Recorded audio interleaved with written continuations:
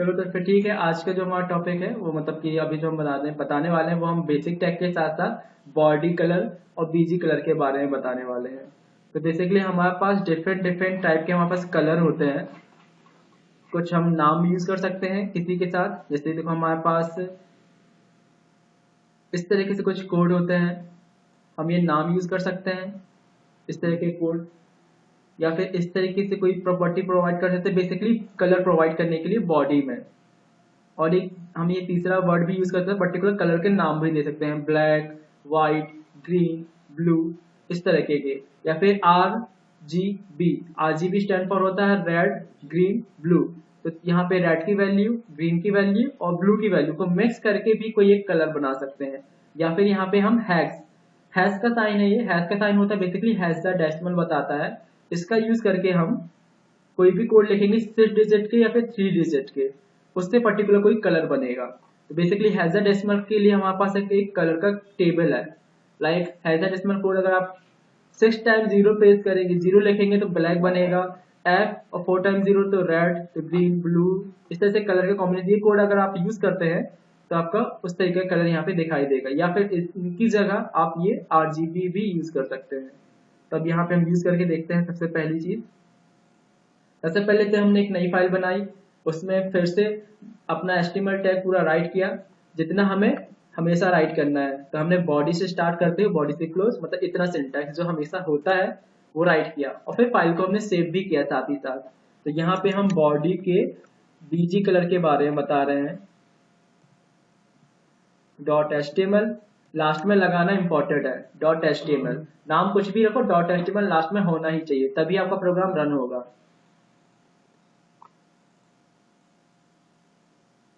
हमने दिया इसका नाम body and basic.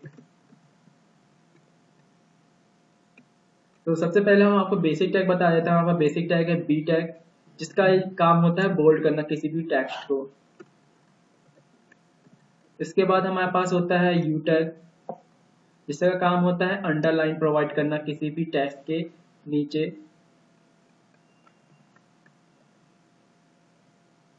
You tag को स्टार्ट किया, यू टैग को क्लोज भी किया। इसके बाद आई टैग होता है, इसका काम होता है इटैलिक, किसी भी टैग को थोड़ा सा तिरछा करना। तो ये हमारे बेसिक से टैग है।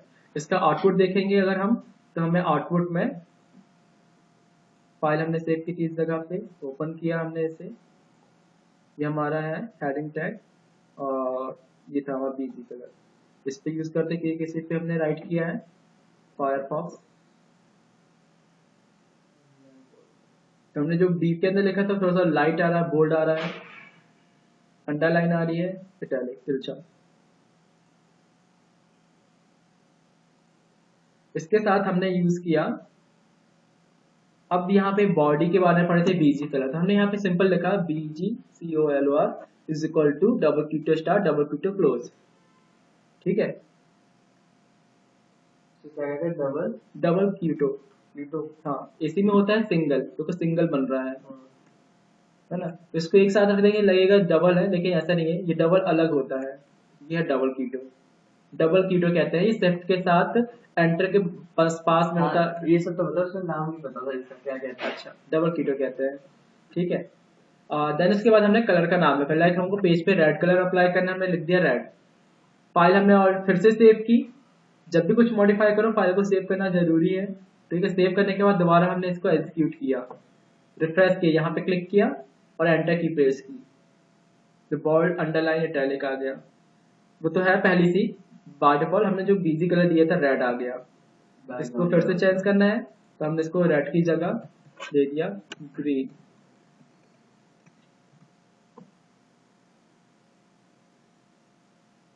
मतलब जैसे आपके वाले जो नोट्स मेरे को जैसे पढ़ रहा था ना थोड़ा बहुत, तो उस लाइन में तो नजर नहीं गई कलर का नाम लिख सकते हैं, मेरी सीधे टेबल में नजर गई, मुझे लगा कोड याद करने पड़ेंगे सारे। वो याद नहीं करने पड़ेंगे, सब याद हो जाएंगे। ओके, देन यहाँ पे हमने फिर कलर का नाम हो गया। अब हम यहाँ पे यूज करते हैं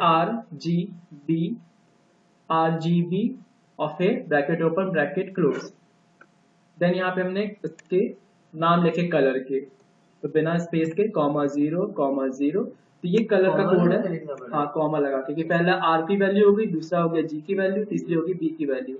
ये कॉम्बिनेशन कंबाइन होके एक कलर बनते हैं। तो आउटपुट में हमें यहाँ पे दिखेगा ये कलर। 0 0 से कुछ ये कलर बन गया। हमारे पास कलर की टेबल भी है। ये कलर की टेबल आप इस वेबसाइट पे भी जाके देख सकते हैं। कलर नाम की टेबल बहुत सारी, मतलब जितने प्रकार की कलर टेबल यहाँ पे मिल जाएंगी। एग्जांपल है, बहुत सारी हुई है। हाँ, तो बेसिकली हम, ये हमारे कलर की टेबल है, अलग अलग डिफरेंट डिफरेंट। 255 हाईएस्ट होती है ना? 255 इसकी मैक्सिमम होती है, मतलब हम जो 0 से लेकर 255 तक की वैल्यू दे सकते हैं, इससे मैक्सिमम नहीं दे सकते। तो जैसे हमने यहाँ पे 255 दिया तो यहाँ पे डार्क एल आ जाएगा, मतलब रेड आ जाएगा। अगर हमको कुछ तरीके का कलर बनाना है तो 25 और 255 और 0 देना होगा। हमने यहाँ पे प्रोवाइड किया 255 देन सेव करना जरूरी है। कंट्रोल एस हमने प्रेस किया और देखो इसका ये इफेक्ट आ गया। तो एक ये हो गया तरीका। दूसरा तरीका है, प्रोवाइड करो has the decimal code. Has का साइन सबसे पहले लिखो और अपनी मर्जी से जो भी कलर कोड याद भी नहीं है तो अपने मन से लिख दो कोई भी एक कलर का कोड। जैसे हमने फिलहाल के लिए 0 0 0 0 0 0 6 टाइम 0 लिखा, उसके बाद इसको रन किया तो ब्लैक आ जाएगा। तो ब्लैक ब्लैक और टेक्स्ट भी ब्लैक इसलिए दिख नहीं रहा है, लेकिन यहीं पे है वो टेक्स्ट। टेक्स्ट का कलर कैसे चेंज होगा? वो फिर हम CSS यूज करेंगे, अच्छा, ऐसे नहीं हो पाएगा। इससे बैकग्राउंड कलर चेंज होगा बस ओनली बैकग्राउंड कलर। क्योंकि ये चीजें हमें पढ़े कि वो टैग के क्या यूज है और उसको हम अपने हिसाब से इम्प्लीमेंट नहीं कर सकते। अभी तो हम बस केवल बाइंड है कि जैसे इसकी डेफिनेशन है वैसे यूज कर पाएंगे। तो 0 0 0 F होता है ब्लैक के लिए। 3 टाइम भी लिख दो या फिर 6 टाइम लिख दो, आउटपुट एक ही आएगा। 3 टाइम भी यूज कर सकते हैं हमसे, एक ही आउटपुट है। वैसे 0 को भी हम 3 टाइम यूज कर सकते हैं।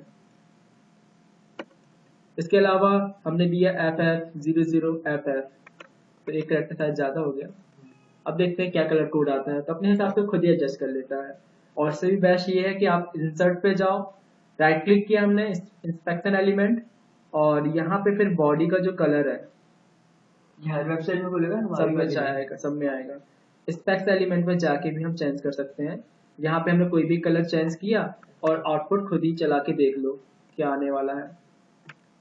पर रेड का तो डबल है, 4 टाइम 0 था। इसका 4 टाइम मतलब आप- ये मिक्सिंग कर रहे हैं ना हम, डिफरेंट डिफरेंट कलर का कोड दे दिए, मिक्स हो गया, कोई एक कलर बन गया। जहाँ पर डिफाइन अगर ऐसे यूज करोगे तो एग्जैक्टली यही आउटपुट आएगा, लेकिन यहाँ पे तो हम अपने मन से मिक्सिंग कर रहे हैं। कोडिंग करनी आना चाहिए, फिर तो हम देखते भी रहेंगे साथ साथ। देन अब आते हैं हम सेव करते हैं। फिर फाइल सेव एज कर लेते हैं। फाइल सेव एज हमने कहा फाइल और सेव एज पे क्लिक किया, सारा कोड वैसे ही रहेगा, बस नाम हम चेंज कर सकते हैं। तो बॉडी बीजी की जगह हमने बैकग्राउंड यूज कर लेते हैं इस बार .html सेव। इसका खास काम यह है कि इसके यूज करके हम अपने HTML के पेज पर एक इमेज लगा सकते हैं। तो बैकग्राउंड इज इक्वल टू $@ ये सबसे पहले हमने राइट कर लिया। और दूसरी चीज, इस फाइल को भी हम ओपन कर लेते हैं, क्योंकि अभी हमारी जो फाइल ओपन है वो पुरानी है। तो अब हम यहाँ पे नई फाइल ओपन कर लेते हैं, बैकग्राउंड वाली, ओपन विद फायरफॉक्स, ताकि हमें आउटपुट दिखाई दे। अब हम यहाँ पे एक फाइल सेलेक्ट करते हैं जो भी हमें इसमें लगाना है। तो हमारे पास इतनी सारी इमेजेस हैं, हमने से इसमें से इस इमेज को सिलेक्ट कर लिया जो हम यूज करने वाले हैं अपने वेब पेज पर, और इसे यहाँ पर एक फोल्डर बना के पेस्ट कर दिया, ताकि हमारी HTML की फाइल और इमेज की फाइल अलग अलग रहे।